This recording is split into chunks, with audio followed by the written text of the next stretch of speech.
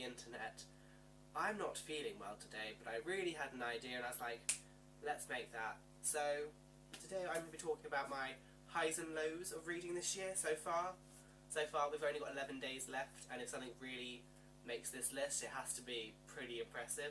Just FYI, I'm not including Blood of Olympus on this list because it's a conclusion to a series I already adore, so I didn't want to put that on here and just like imbalance it because it's in a league of its own. So Blood of Olympus won't be on here, even though it's definitely a high, and not including rereads because obviously if I'm rereading them, odds are I really enjoyed them anyway for the first time. So we'll start with a low, a very low low, which is going to be Afterworlds by Scott Westerfeld, which you may think I'm picking up, but I don't actually have it anymore because I gave it to my friend who started a booktube channel down there. It's going to be on the link in the description. Yeah, her name's Jess, go check her out. But Afterworlds I went into not having high expectations, honestly.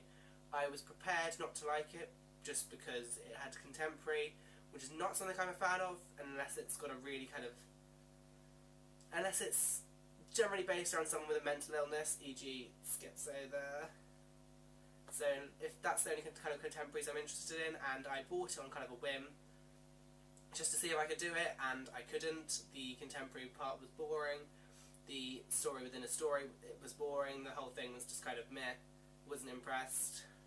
So I know that people loved it, just wasn't for me, and just for me that was like, I got 60 pages through and I just didn't like it anymore, so yeah, I was done with that. Now we're going to a high, which is The Kane Chronicles, which you can't see because of the glare. Yes, The Kane Chronicles by Rick Riordan, which is made up of The Red Pyramid, Throne of Fire, and The Serpent's Shadow.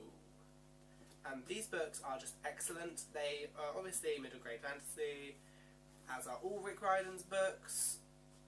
But if you like Percy Jackson or Heroes of Olympus, pick up the Kane Chronicles, because no one seems to.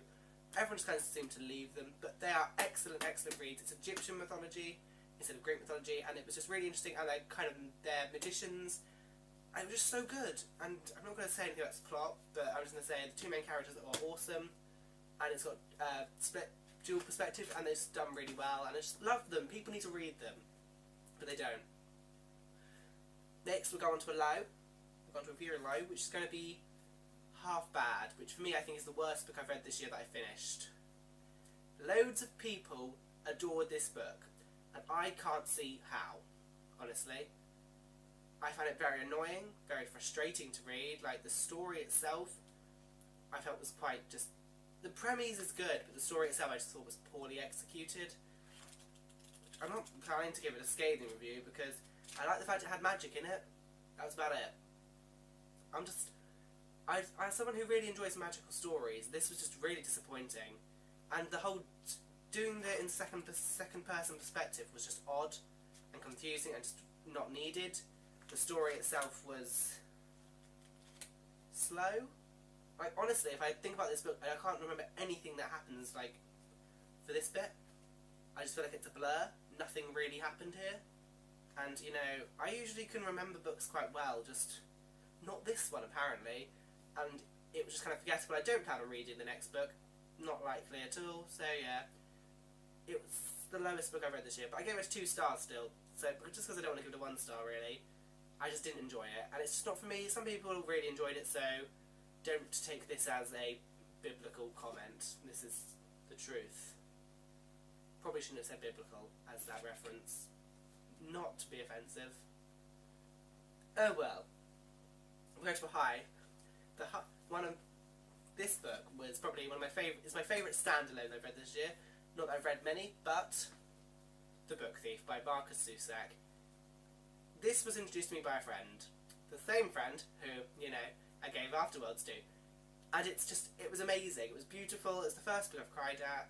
This book is just amazing. You don't really need to know what it's about. It's just amazing, and it's historical fiction with a twist because it's narrated by death. I don't know if that's a spoiler. I don't care if it is.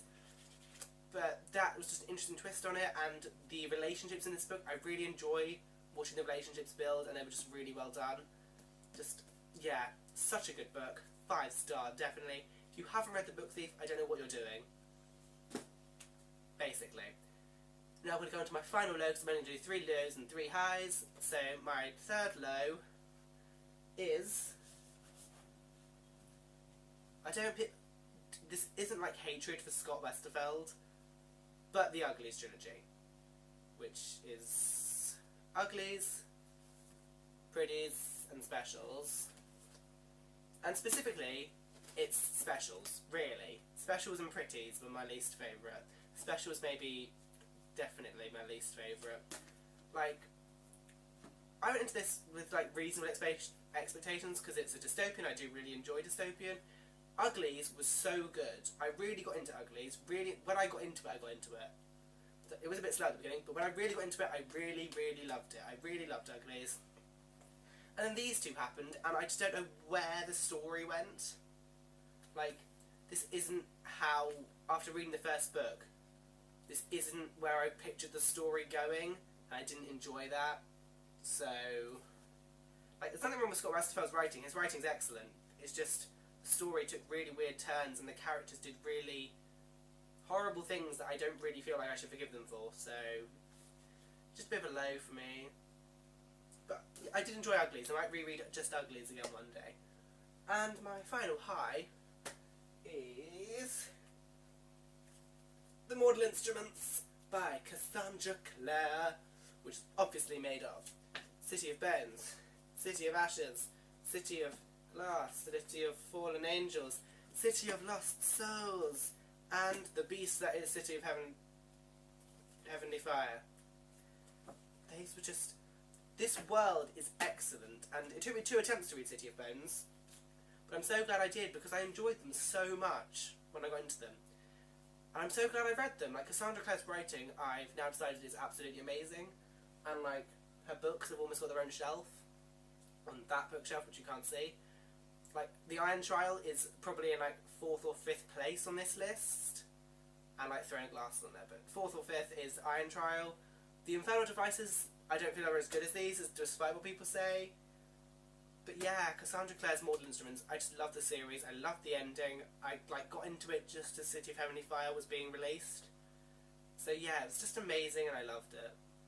And if you don't know what the story's about, and like, where have you been? But it's about demon hunters, that's all you really need to know. Demon hunters, and a girl who doesn't know she's one, then she is one. It's fabulous. Yeah, and like, these have got really good character relationships as well. So, you know, perfect. Goodbye.